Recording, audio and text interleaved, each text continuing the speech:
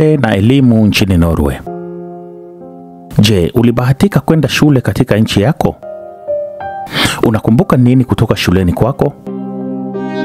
Je, shule ilishirikiana na wazazi au walezi wako? Uhusiano kati ya mwalimu na wewe kama mwanafunzi ulikuwaje? Ushirikiano kati ya shule na nyumbani kwenu ulifanyikaje? Je, unajua nini kuhusu shule za Norway?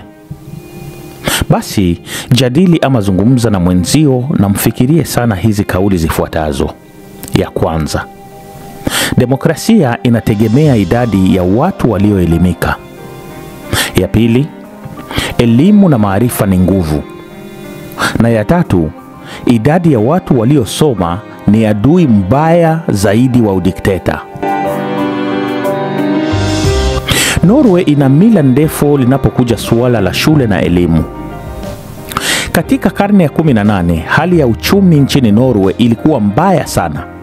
Lakini hata ilikuwa hivyo, elimu ilionekana kuwa muhimu sana hivi kwamba iliamuliwa kwamba watoto wote waende shule na kwamba serikali ilipaswa kugharamia elimu. Mafunzo ya shule yamebadilika sana katika muda wa miaka 300 ambayo tumekuwa na elimu ya lazima ama shurti katika nchi ya Norway. Katika karne ya 18, lengo la kufundisha lilikuwa kuwapa wanafunzi ujuzi kuhusu Ukristo.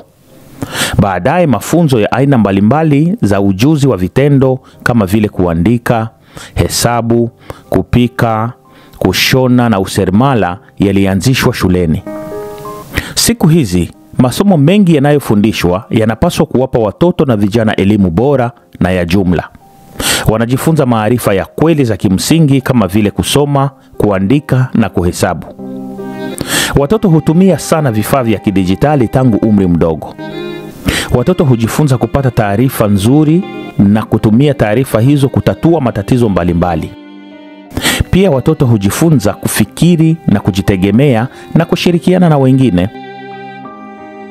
Katika vipindi hivi kuhusu elimu nchini Norway, tutaziangazia aina mbalimbali za elimu hapa Norway ambazo ni shule ya chekechea ambayo ni barnehage kwa lugha ya Kinorwe, shule ya msingi ambayo ni grundskole kwa lugha ya Kinorwe, shule ya sekondari na elimu ya juu ambayo ni videregående skole och högre utdanning kwa lugha ya Kinorwe, elimu ya watu wazima ambayo ni opplæring for voksne kwa lugha ya Kinorwe, na mwisho mafunzo ya lugha ya Kinorwe ambayo ni norsk opplæring kwa lugha ya Kinorwe.